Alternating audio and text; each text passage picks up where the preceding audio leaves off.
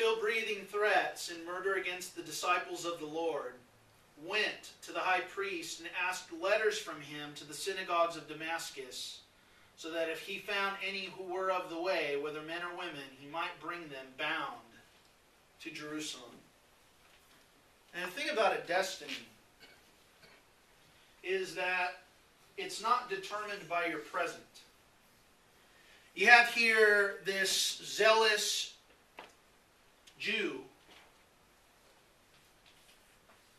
who couldn't be more resistant to this movement of Jesus that had just begun. There was a prophet just a little while earlier that had amassed a following and whose ministry was characterized by miracles, and people are saying he's God.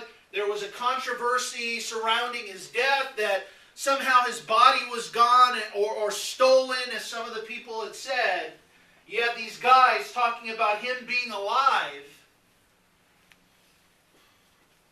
And this flies in the face of all of his tradition, everything it is that he knows, everything it is that he's studied all his life. And his response to this message and movement that was coming out was to eradicate it, destroy it. The guy is bent on taking people who are proclaiming this Jesus as being alive, to take them, torture them, have them killed.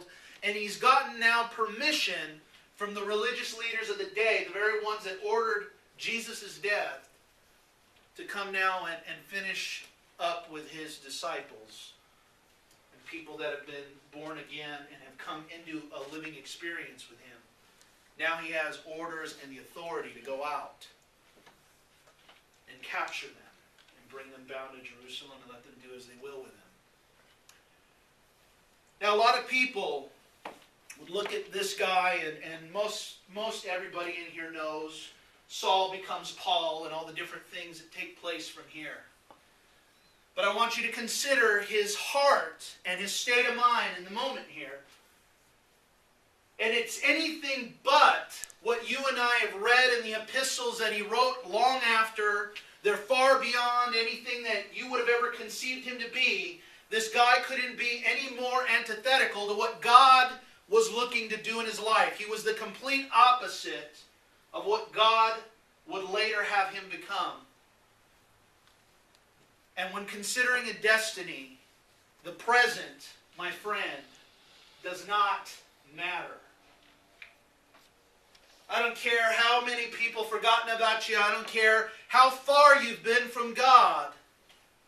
When you have an encounter with destiny, all of that stuff that you see around you, everything it is that you've known up to this point, won't matter. It's just not going to matter. When you have somebody who's far from God come into a collision with the destiny of God, big things happen.